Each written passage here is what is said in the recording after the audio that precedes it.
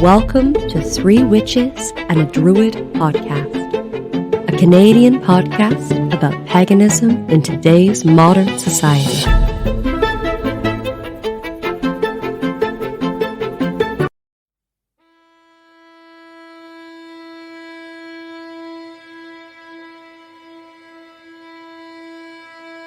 And now, Three Witches and a Druid podcast presents L'Event du Nord.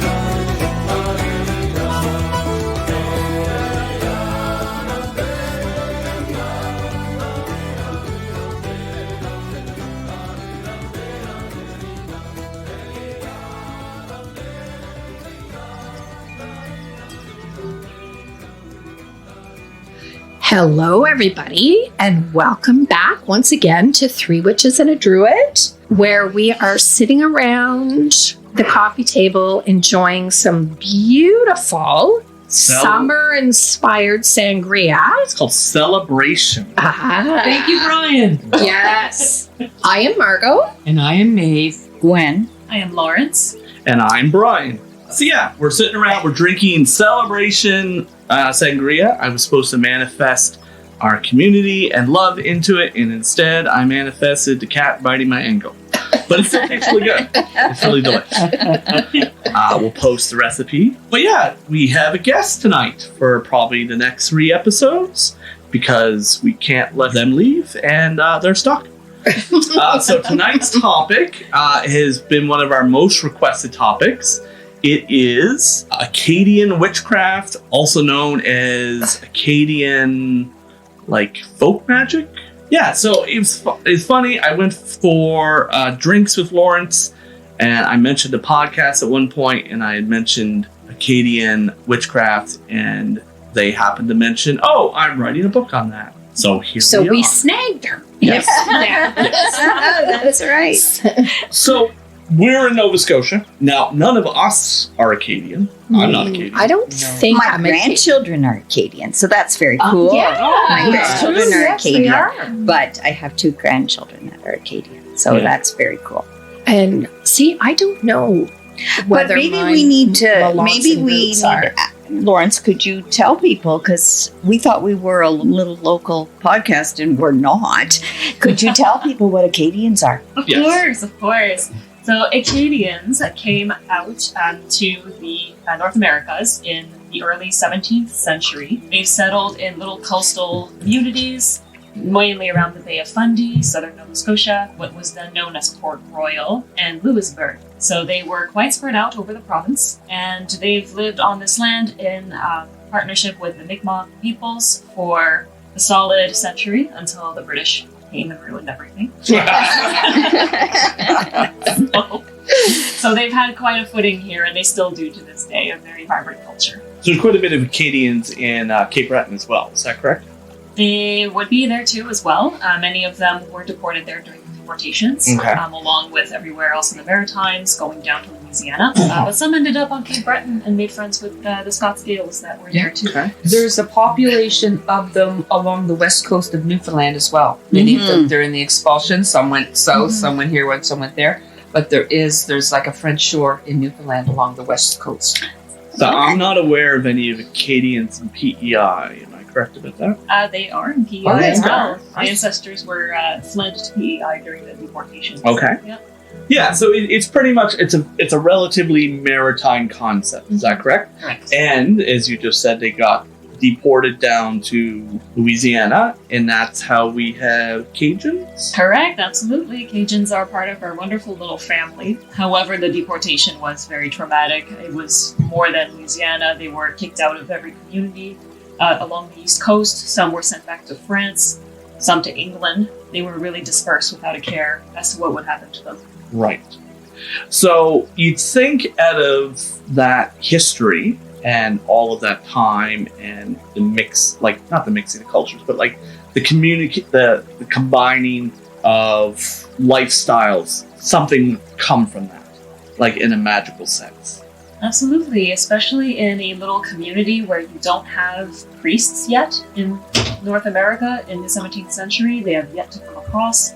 People made their own traditions with their own remembrances of what church was like. So a lot of their rituals were personal, familial based as well. A lot of them included local saints that they venerated. So it was a very personal belief system. I think you see it I mentioned Cape Breton mostly because of Shetty Camp. Mm-hmm. And I always got a kick at it when you go up to Shetty Camp, how many tea shops there are. And every tea shop has a tea leaf reading in the window that anyone can go in and pay $30 and get your tea leaves read. Mm-hmm. So I always sound because that to me is always just sort of screamed stereotypical Acadian. We love our games, absolutely. Anything to pass the time where nothing could be done after you farmed, right? So reading tea leaves, game with dice, playing cards, all of those could be used in divination. Yeah. Well, and that's the key point there, divination. Yeah. Yeah. So you're a student from Ottawa, and you have moved here to Halifax. So tell us what you do here in Halifax. Absolutely. I am a costume studies student at Dalhousie University. I'm in my second year in a diploma. So I'm really doing year 3 and 4 at the same time, and aren't I insane? Oh my goodness. So yeah. And I have adored this city so far. I've only been here a year and I'm already smitten and not ready to move anywhere else. Oh, is that true? Yes. So you're stuck here for a bit? I want to be a Maritimer so badly. It's really easy to do. Yes. You just decide you're going to move here and boom, you're a maritime. Yeah. That's It's not what like I did. It's not like Newfoundland where you get to kiss fish. Oh my and do God. all this complicated stuff. No, you just you're just here. You learn a little bit of our dialect and eat a terrible donair, eat get a drunk at donair Pizza too. Corner. You're good. Up Pizza Corner. Well, drunk, you're Yeah. initiated. That's it. I don't get donairs. Ugh. Are you kidding? No, I had one. It was gross. It's awesome. You're No. crazy. That when I used to come visit family, see, this is one of our digressions. When I used to come visit family when I lived in Winnipeg, the first thing I would do was get a donair. That and a family. Joe Louis. What? We didn't have Joe Louis in Manitoba Western either. Canada doesn't have. Do you know They're what there now. we don't Yeah. have outside the Maritimes is Brothers Pepperoni. You can't get that anywhere else in the country. No, I No, had his garlic brothers fingers too. is a local butcher. Yeah. Yeah. Did you guys have garlic fingers in Ottawa? No, we don't. I was initiated to that by my roommate, and I don't understand the craze. Oh. I was like, that's it? Garlic. Oh my god. Bread. And white flour. Yeah. What? A lot of them don't have cheese though. Oh, yeah, no. Oh, I got cheese. Yeah. Have it with the cheese. You'll like it much better. So you're a historical tailor seamstress? Aspiring to be. Yeah. Okay. That's what I do as homework, so that's pretty fun. And Right. before that, I studied at Ottawa U with an undergraduate in history and a minor in Celtic studies. Oh wow. So yeah, research is my favorite thing to do. Good to know. We will at some point abuse that later. Yeah, that's for sure. So tell us, what do you feel you've learned over time about Acadian witchcraft, Acadian folk magic? Of course. My interest began as I graduated university and I had access to all of these amazing books in their library about local history, cultural history, anthropology, you name it. It was all there, just thick books on just anything like Acadian history and folklore and stories, and I was hooked. Of course, my family is from the Saguenay-Lac-Saint-Jean area, and I grew up with people speaking in dialects of French, of Quebec French and all that fun stuff, and hearing some stories here and there, but I really wanted to dig down deep into my culture and see what was there. Because I've had instances where I was with my grandmother, she brought us to church, and we just did the little like palm frond weaving, and she's like, "This protects your house." And I'm like, "Really? Let's see more about that." So I've been asking my elders for so many stories and little superstitions that they believe in, and I write those down. I'm like, perfect. So I've never heard that before. Mm-hmm. What did you say? The palm fronds from Palm Leave them Sunday. in the box fleet. Yeah. And you're supposed to leave them on the entrance of your home all year, no touching it, and protects your house for the whole year. Wow. I feel like we need to write that one down. It's almost like the Acadian version of the Bridget's Cross. Yes. Weaving a Bridget's Cross. I am curious if the palm frond gets some of its power because it comes from the church, right? That would probably be Palm Sunday or whatever. She did it in church. It was the one that was used within the Catholic ritual.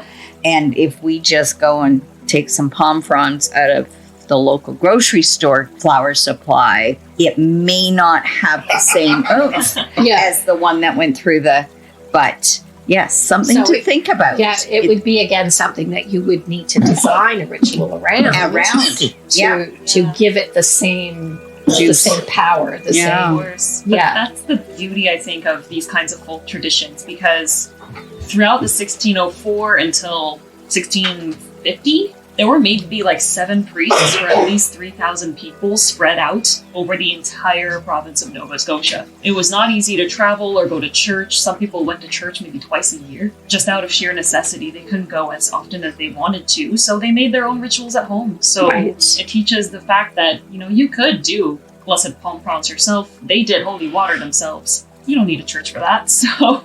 they often found a way. Yeah.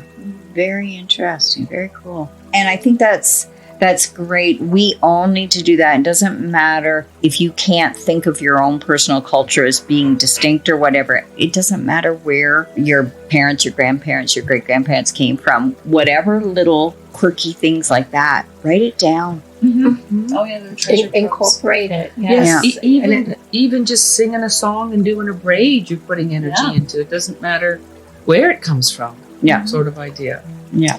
So what are some other things that you've come across? I mostly do my research through scholarly articles and journals from university presses on the role of women in Acadian society, the role of medicinal herbs between the Mi'kmaq and Acadian cultures. I also rely a lot on books about how they migrated from north and southwestern France to here, the differences in geography and climate and their priorities.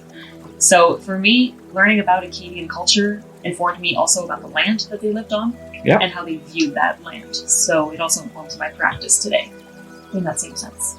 Right. Can I ask, you mentioned the role of women in Acadian culture. Was there a gender difference in who did the magic or who held the magic or the type of magic? Good question. Magic was for everybody in the society. For example, my great-grandmother lived on the Magdalen Islands in the Gulf of St. Lawrence, a little speck of land battered by the North Atlantic. And my great-grandmother as a child would pray to St. Anne that her father would return from the fishing grounds all right. My great-grandmother, Anastasie, would draw with holy water on the window panes as a charm to make the husband come back home. And the fishermen who went out to the ocean also had their own rituals to make sure they had a good catch, to make sure they stayed safe on the ocean. You could not whistle at all on a boat. That was to attract evil spirits. So they had their own little traditions no matter what part you worked in or where you were. It was for everybody to cope with their really harsh life. Wonderful.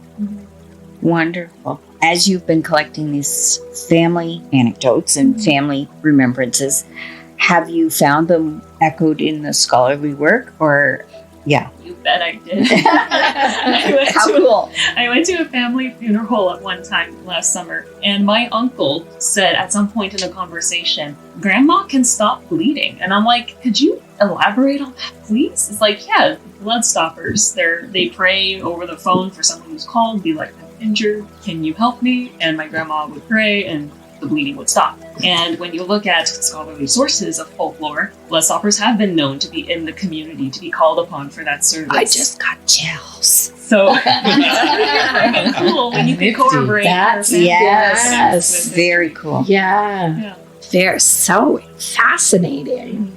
So as you've been researching for your book, and you could tell us maybe where you are in the process, but did you go down any rabbit holes that you weren't expecting? Oh my gosh, the rabbit holes. In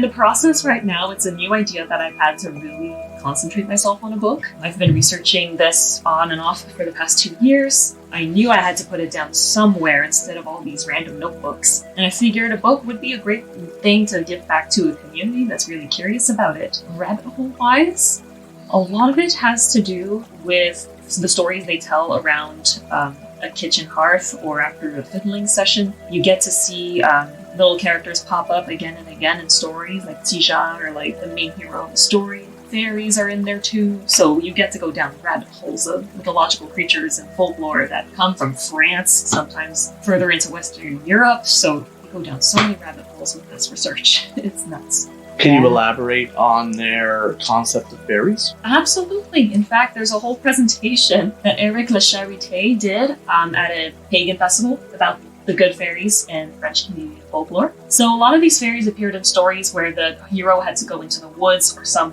wilderness place where people usually aren't found. A good fairy can appear.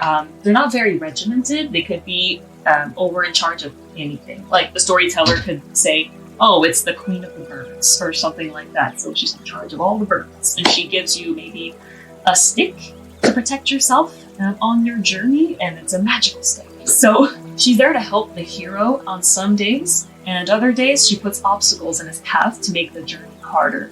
And of course we have an array of different fae folk who, like the washerwoman, we have that in our culture as well, who stay by the riverside and presume like someone's death soon. So we have those too. That is common in many, Absolutely. almost all of them. In Yeah. Celtics and Yes. European, the washerwoman That's by a the ford. great Yeah. link because most of the French folklore that has come over here really comes from Brittany, where it was a heavy cultural, like, Celtic nation. So that's really where we got most of our face stories from. I just recently learned of, I'm going to say this wrong, I apologize, Wicklamujic, which is the Micmac version of fairies.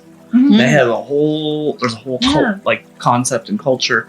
I'm curious how much that would have been affected or maybe affected the Acadian version of fairies. It wouldn't surprise me. Right. It would not surprise me, especially the fact that they did trade with each other and they did live within each other's families by marriage. Right. So, of course, they communicated a lot about their cultures when they could. Right. They could have influenced each other's fairies mythos. I know for a fact that the French loup-garou or werewolf also integrated itself into indigenous mythology with their cannibal monsters. So they kind of meshed Skinwalkers and together. such, yeah. Mm-hmm. So there was a lot of syncretism going on as well. For that. Right.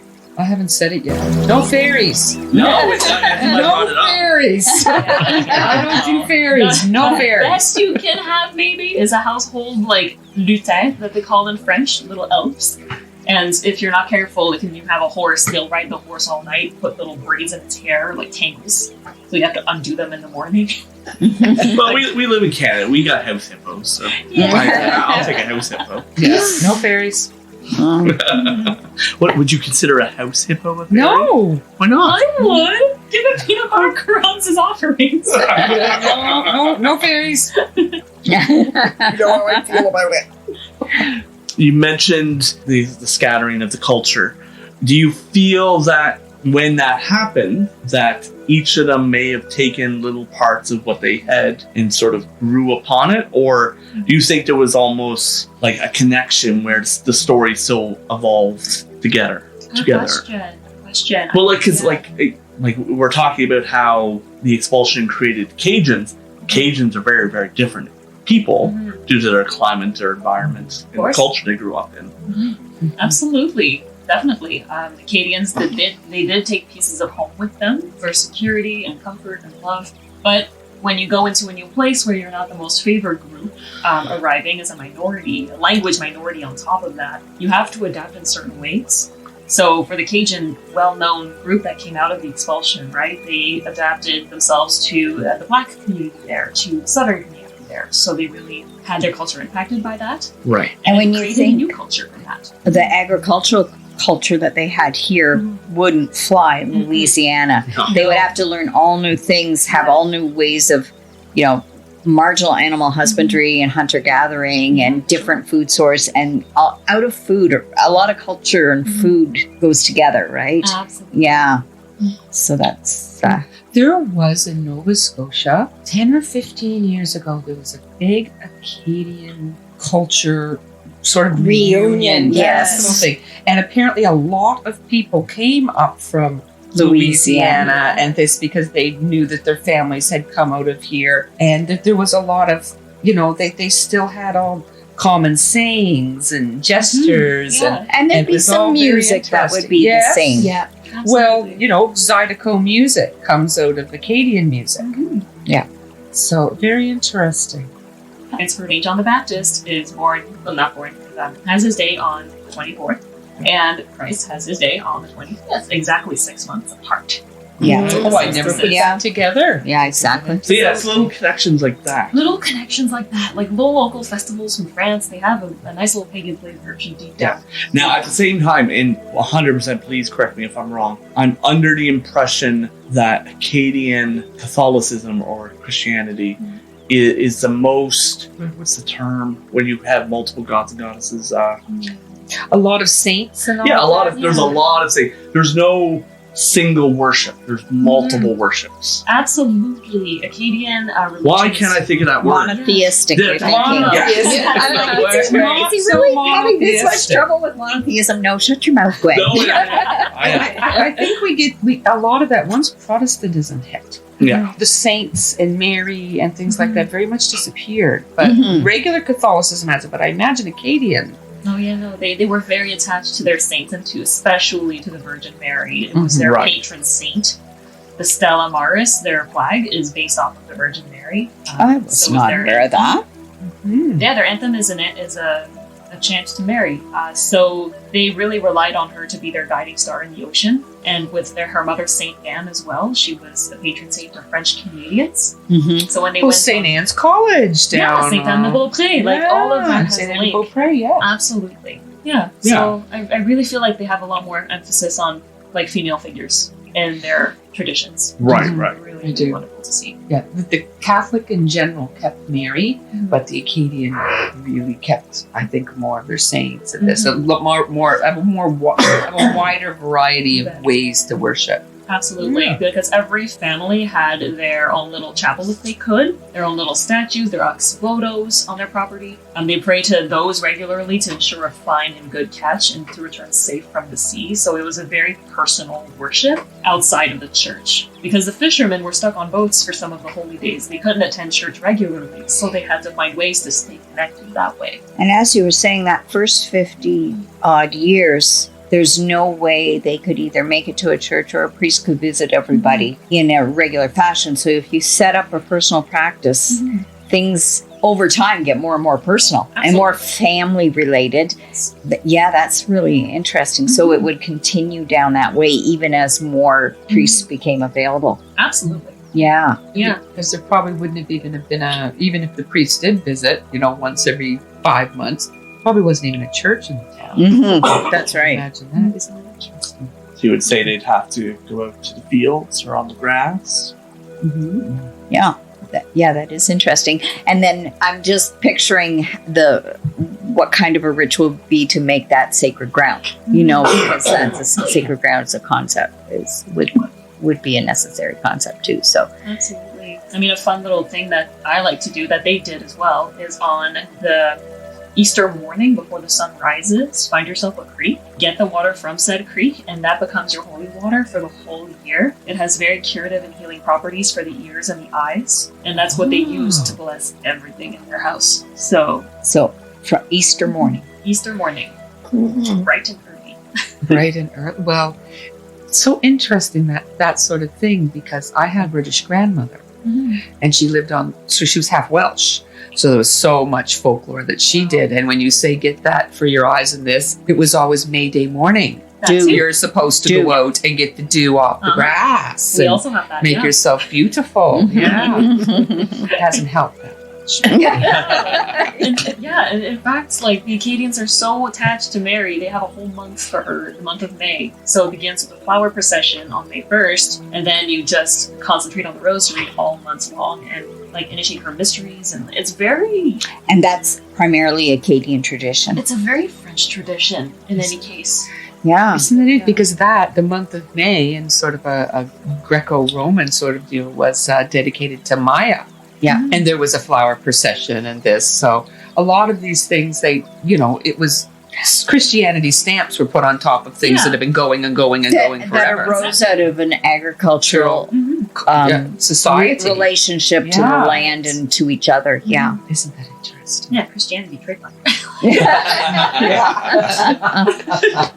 Can you think of any other sort of nuggets of wisdom from sort of the Acadian folk magic that you can pass on? You bet I do. I know the economy is extremely hard right now. Rent is high. Grocery prices are they're ridiculous. So, from the Gaspésie, if you keep a piece of the host in your wallet, you'll never go broke. Okay. Well, I best get to church with my mom. I was going to say, how are we going to manage that in a room full of pagans? But I'm sure we can press I'm sure we can sneak in and get a cookie. And But you know what's real funny? I have like a whole pack of them at home. But I've been properly blessed by the priest and Not everything even. done correctly. Okay, so in Ottawa they have a Christian sort of wholesale store where priests actually shop for their goods. And Yes.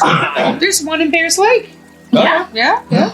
So I haven't seen one yet. So I'm just One of waiting theirs for one to late. show up. yeah, it used to be downtown. Yeah. Yeah. We would go there. Well, it's interesting you say that, because it was about 8 years ago. I thought, you know what, maybe my daughter and I'll get an apartment, we'll sell our house. And Someone said to me, go get a statue of St. Joseph, Yeah. put it upside down in your front yard, And you'll sell. your house will sell immediately. And I said, oh. So I went to the Christian Catholic book place there in Bears Lake. And I said, well, I'm looking for a little statue, a little figurine of St. Joseph. They're like, well, which Joseph?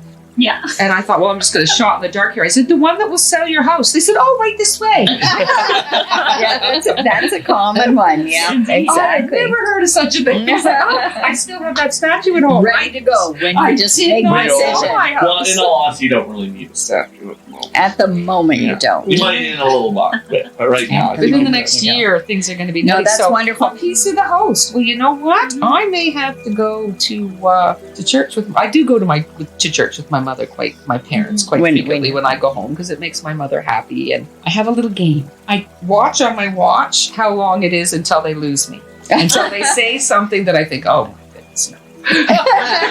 The longest ever was 29 minutes. Very good. But I'll get my mom to save a piece. When you get the host, Mom, just break a little piece off. Yeah. Yeah, I started going back to church when I moved in Halifax.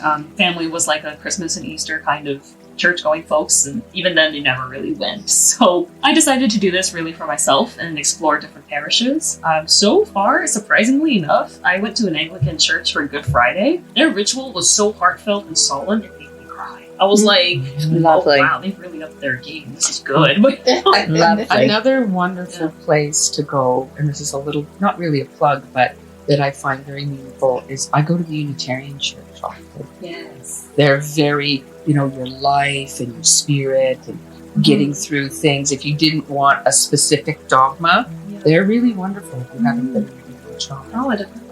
Yeah. So the United Church is nice too.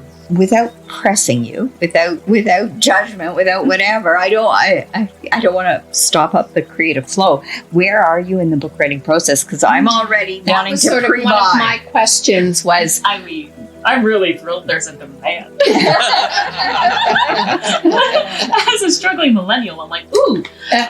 But yeah, at the moment, it's just in the beginnings. I am still doing my research, collecting as many notes as I can, writing introductions to chapters, organizing the table of contents. Like, I'm very much in the beginning stages of it. But my plan, of course, is to keep doing it voraciously. And I do plan to do a second book on French Canadian witchcraft. So Excellent. I'm going to have a whole book dedicated to Acadian culture and folk magic, and another one just on Quebecer French Canadian culture. Because They are both are very, very equally different. different Yes. and worthy They are. of good attention. So Yeah. Are you going to do any traveling down the French shore, talking to people? I would love that. So I would love that. But I think the only way I can do that is if I get a grant from like a cultural society somewhere. Like Canadian government does that sometimes, I think. Because I don't drive. I have no license. And I have no time or money to really travel. So yeah, for now, it's strictly You're gonna have web to organize and that. scholarly research. Mhm. For now. there Well, is. You could use phones even. The Mhm. little trucking on the phone. Yeah. Call their local councilman or the local priest or the something. and set it historical up. society. Historical society. Sure. Set up a Zoom meeting. That would be great. That's an idea. I'll definitely There You is could a take a Zoom. wonderful cathedral. I'm going to mess up the words because I was raised Protestant, not Roman Catholic, and I know that cathedral is not every single church. There's a wonderful, very large Catholic church on the French shore, which has been sold because there's like seven families trying to support this giant building. And I think it's the biggest one on the French shore. They have, and the reason I'm thinking that it may apply to you, and I don't know if they're still open or not, it would be a shame. They have like a museum. It's in the Matagan area and full of relics, full of magical, and you can go in through the day and they just start asking for a little donation sort of thing. And you can walk through and see the collection of relics and magical symbols and clothing and that sort of thing. And I don't know what's happening to all that. I just heard just recently that it was Where was this? up for sale down the French shore in the Matagan area. And when you're driving, you are like, am I in Europe? Like it's a I know. It's I can a cla- picture it it's a- exactly. it's clapboard, I think so there it's- might be but it's a Rocky massive. Pie restaurant right next to it. and that's how we know. It's kind of like the Basilica in Cheticamp, Cape Breton. You're like, Exactly. where the heck did Where this come did this from? come from? This Like is how- not downtown Montreal. No, this is bigger than anything Yeah. in 500 miles or Yeah. whatever. The difference between a cathedral and a church is a cathedral, while also much bigger, is also run by a bishop. Church is run by clergymen. See, or priests. it probably would not be run by a bishop. But I will. I'm not sure if it's still open. I can Google that and find that out. Arsenal day trip. Get out of my head. Yeah, I had thinking the exact same thing. Now, hold on. Are you interested in the church or are you interested in the rappy pies? Well, I couldn't eat the rappy pie. Oh, okay. I'll go for they, rappy. they wouldn't Yeah. make vegetarian well, the rappy pies. relics. but- No, when I saw that, I thought I have to go in. When you go to Europe, it's like Disneyland, right? For the history buff, right? Indeed. And I went into every church. It did not matter. Like I am a That was my childhood in a nutshell. yes, Yes. exactly. Yeah. After Edward's wedding, that was my first time up that French Shore Road, and I was like, well, I guess Dave, we're pulling in there. And my daughter-in-law was like, you want to go to a church? I'm like, it's the most magical place on that French Shore. It's funny we're talking about it, and I'm going to go completely off topic here for a second, because in Charlottetown, PEI, there's a lot of really beautiful churches downtown. But modern churches, when did they lose their drive for creativity and beauty? Because they're all so boring and ugly. Yeah. I've been watching a lot of documentaries about Mormonism, and while, I don't care what Mormons say, you have a terrible religion, you should all listen to a podcast and learn not to be Mormon, because it's terrible. But the worst part is their churches and their structures are so boring and terrible and drab. They don't inspire. I think, the idea of early church building, early medieval church building and that sort of thing was to inspire awe, to focus you on the I transcendent. think now all Yes. they're doing is trying to And keep under the radar so the government Yeah. doesn't come and collect taxes.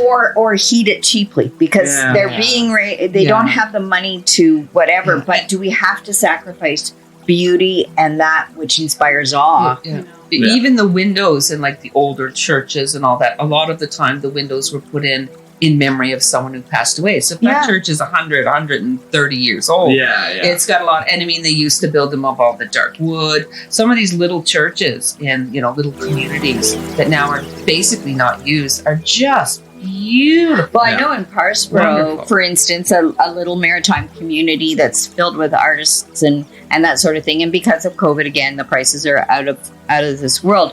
But a number of the churches there, and for such a small community, it had quite large churches of every denomination.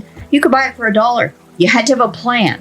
But they just wanted to unload the building to somebody who had the finances to take care of it, to heat it, to pay for a new roof. That's what's happened down in Yarmouth a few times. They sold a couple, like the coffee shops, or if you have an idea what to do with this building, we'll give it to you really cheap. And can prove that you can finance it so it doesn't fall down around you. Yeah. We will give it to you for cheap. In Bridgetown, down in the valley, there's this old United Church that they oftentimes when they decommission a church, they take the windows out, but they didn't.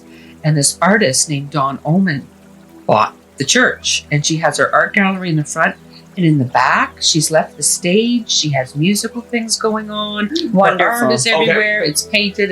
Go there. It's magnificent. So I I feel think like we're we're already transitioning. kind of moving into the second episode. So let's wrap up Acadian, folk magic, witchcraft. Do you have any other nuggets of wisdom you wish to give us?